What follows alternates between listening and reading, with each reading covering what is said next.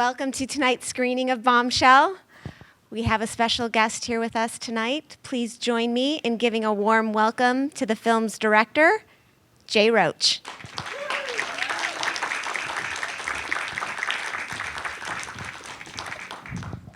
Okay, so let's get right to it. How did you get involved in the film? I got involved when Charlize Theron sent me the script. She sent me a script and just asked me as a friend to read it and give her ideas.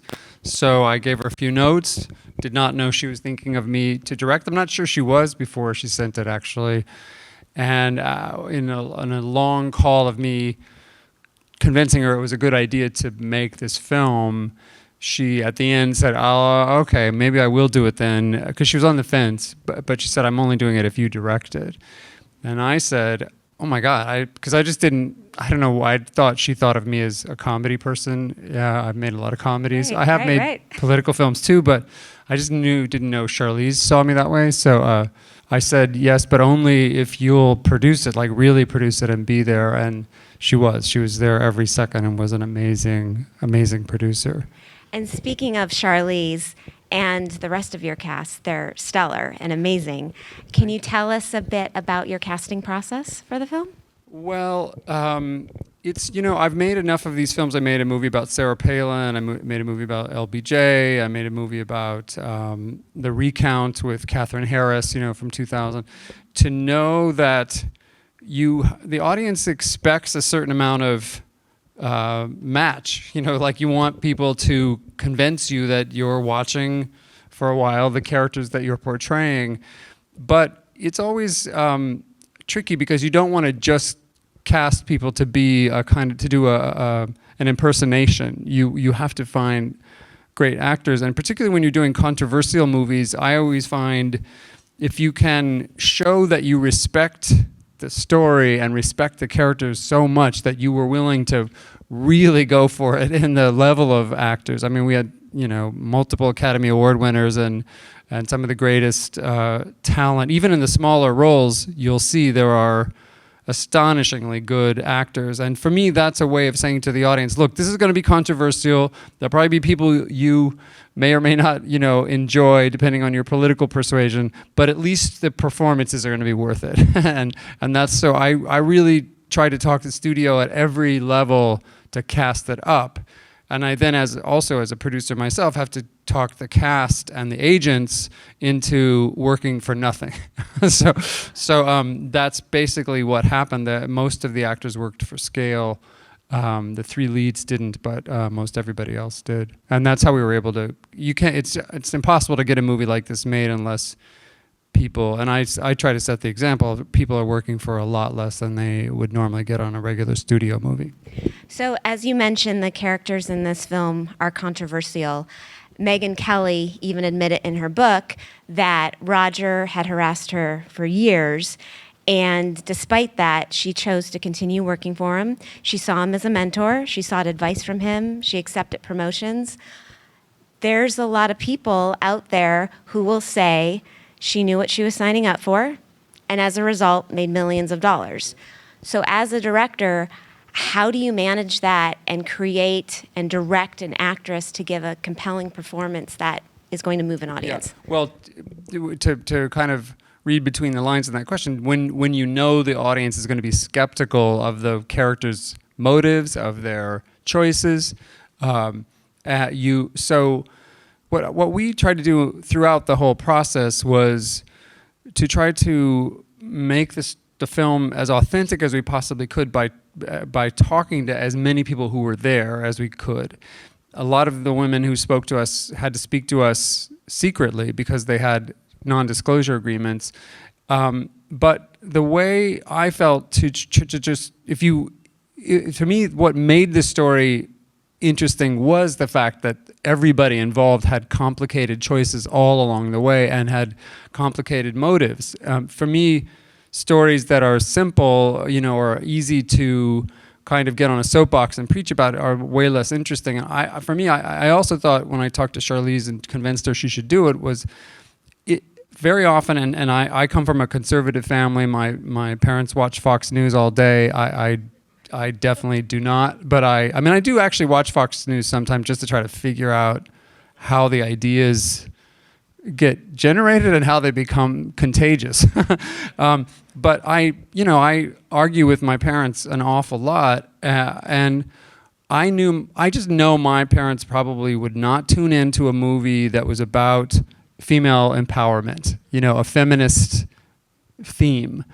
But they would tune into a movie that might be about those things if they happen to involve women that they had followed on Fox News. So, and again, I also think one of the things I like about the way people have reacted, and you'll tell me after you see the film, when people come up afterwards, very often what they have said to us is, okay, I had very strong opinions about the women involved, but after I saw what they went through, it became clear that nobody should have to go through this. And women, even women who have put up with it and then stayed, it seems to be actually a pattern in a kind of male-centered, egocentric, narcissistic, almost verging on cult-like situation where people are pressed to make compromises that they have to sort of live with and are haunted by their whole rest of their careers, particularly in Megyn Kelly's case, because she not only chose to put up with it,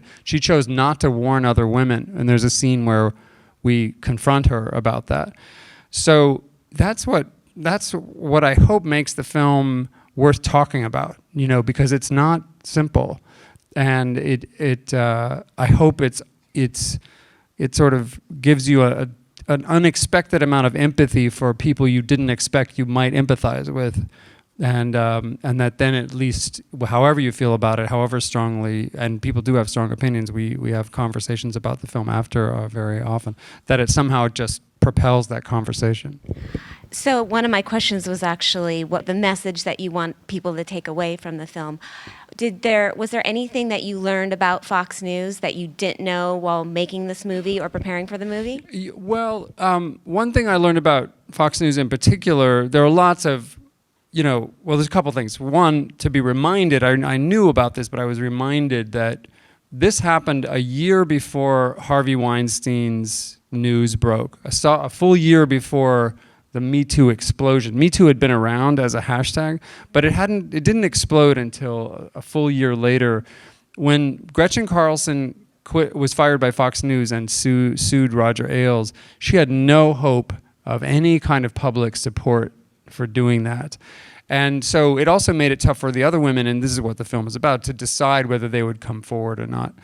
But the one thing that I was surprised by that is unique to even after the Harvey Weinstein news, the way most corporations have reacted to reports of multiple sexual harassment accusations is by quickly trying to figure it out, reform, to some extent to make choices. There's definitely been exceptions, but Fox is the far end of the exception, because what they did instead of try to sort of quickly figure it out was they started attacking the accuser in a very systematic way, which they were experienced doing. They had a public relations department that would find a way to attack in a very subtle way, sometimes a very public way, attack anybody who dared go off of Roger Ailes' script or challenge Roger Ailes. So when someone like Gretchen Carlson starts complaining about how the men in Fox and Friends are treating her, a publicist will leak something to a journalist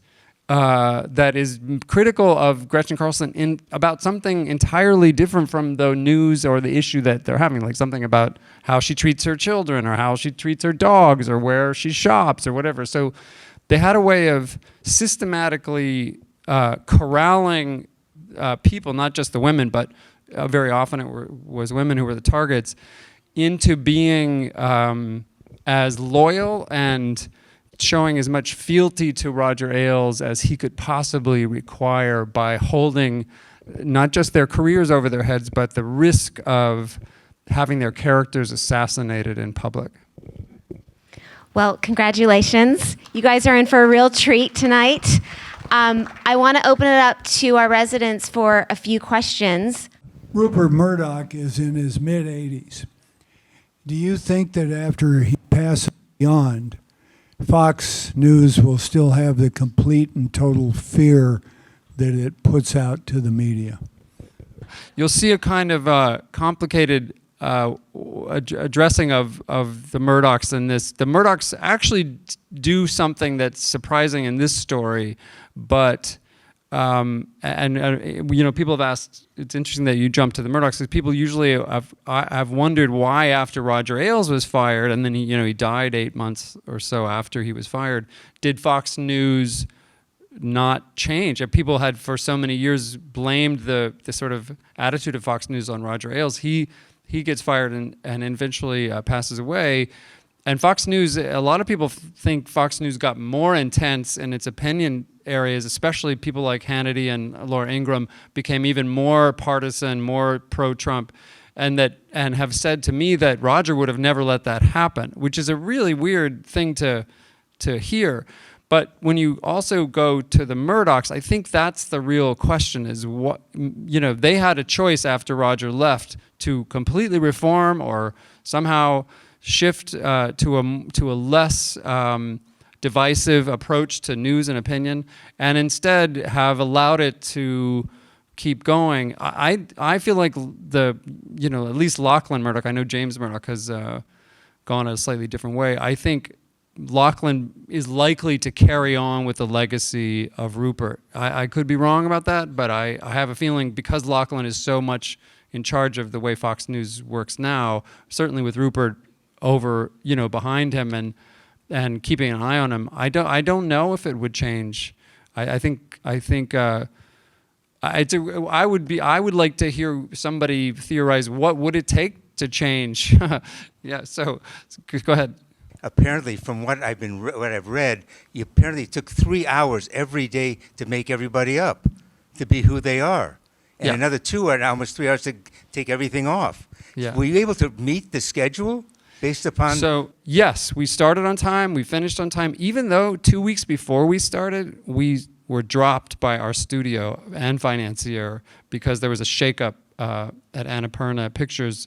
And so we actually started on, we got Lionsgate and Braun Studios to finance us and distribute us within 72 hours because of the cast and the quality of the script. It started on time, finished on time, totally nailed every day. We had the most incredible DP, Barry Ackroyd, who was fast as you can get and still did a great job. We took about 2.5 hours for Charlize and about 2.5 for John. And 2.5 is pretty fast for Charlize's character because she not only does the prosthetics, but she also has to then put the beauty makeup on top of the prosthetics, which usually is an hour anyway. So the additional makeup for the prosthetic look to match Megyn Kelly was about 1.5 hours. But it was a big choice for both of them in different ways. Charlize, I actually pushed back a little bit. She looks so much like Megyn Kelly to me anyway. I just didn't think she really needed prosthetic, and I knew it would come out of my schedule or it would come out of her sleep. Like she would just not she'd have to get there so early at like 4 a.m, which she did ultimately, that she would just be tired all the time. But she said, listen, I think it's going to be worth it. I think when I hear my voice, I knew she was going to work really hard to get the accent right. When I hear the voice of Megyn Kelly coming out of this body, I don't want to look in the mirror and see myself. I want to see that I've transformed as much as I possibly can. So some actors kind of come from the inside out. Some actors like taking something from the outside in, and some go in between. And I think Charlize is that person who, pulls from both, but the exterior makes her feel more like the character. And so once I saw it and saw how astonished people were when she walked into the makeup test, even the other actors, Nicole Kidman didn't even recognize her at first. And I hear in the audience, you'll tell me, for the first few minutes, I'm kind of spoiler alert on this, she looks so much like Megyn that you won't know when it's archival footage and when Charlize kicks in. And that is amazing. And it's I have to say, it's because of this incredible makeup artist, Kazuhiro Tsuji, who did Darkest Hour as well and won an Academy Award for it. I think he might win again for this because it's so subtle and it looks so effortless and so alive and non-mask. Doesn't look like a mask at all, both on Charlize. And then on John, John did Churchill for The Crown the same year Gary Oldman did him for a Darkest Hour, and John used 0 prosthetics as Churchill, whereas Gary Oldman used a bunch. So John came into this film thinking, I don't want to do prosthetics. I can do that. And I go, I know, but just try this guy, this artist, this makeup artist. And once he tried that, he was like, oh, I get it. I don't have to work at this at all because I have this incredible makeup. And he said the greatest compliment he paid to Kazu was I kept touching my skin, this stuff on me, expecting to feel it as my skin. It was so real. And then I go, oh, right, that's prosthetic. So it was worth it. That's the main answer is yes, it took time out of everything, but it was, in this case, it was more than worth it. You mentioned before that the actors were all paid scale, and I was wondering what the producing secrets were that made them have to take scale. The producing secrets? Well, what the process was. The way we blackmailed them into it? Yeah. We had lots of secrets on everyone. No, so when you have a great script, as you all well know, and this script was great. Charles Randolph wrote the script. He had written The Big Short. He had so many fans already. Charlize jumped in, then Nicole, and then Margot. So then those three were on pretty early. And they were not paid scale. They were paid more than scale, but they were also carrying the bulk of the film. So all the other actors accepted that there will be this pool of money for them, and then there'll be a favored nations thing essentially for everybody else. I think John Lithgow and Allison Janney had an in-between thing, but everybody else worked for scale, and it was that none of them were going to be around for very long, so it wasn't like a huge time commitment for them, and it was an opportunity to be in something about an issue they all cared about very much. So when you have all of those factors, I think that, we would pretty much say, listen, we'd like for you to do this. We'd say right up front, as producers, we're so sorry we can't pay you, but if you want to do it, we think you'd be amazing, and you could make it, make this special if you come in. And almost without fail, we got our first choices, in every single situation. Can you talk about your own relationship to MPTF and your connection to this fantastic organization? Absolutely. Well, I will say it began with Jeffrey Katzenberg. I worked with Jeffrey on Meet the Parents and Meet the Fockers. It was a Universal project, and then Steven actually was going to direct it, the first one, briefly, with Jim Carrey, a whole different cast, and then Steven decided not to do it, but just for saying that, they got half the movie, which is kind of brilliant. And so then I got to work with Jeffrey, and he, after those films were successful, he saw, he can help us. So he leaned on me, and as you told me, Lou Wasserman leaned on him, and I had one of those little meetings with him where I knew I didn't really have any choice. And that was fine. And I didn't really know much about it, but he helped educate me. And then to come here and speak a couple of times, I think I've been here 2 other times with Trumbo and maybe All the Way, or maybe it was another one, I'm not sure. But and just to see the spirit of the place, and that there's so much history. It's so many people have so many years committed to storytelling and loving of storytelling. It's always very moving for me to come here and show my films. So I appreciate it. I'm honored by it. I'm really grateful that you guys let me come and tell you about what I'm up to. Thank you.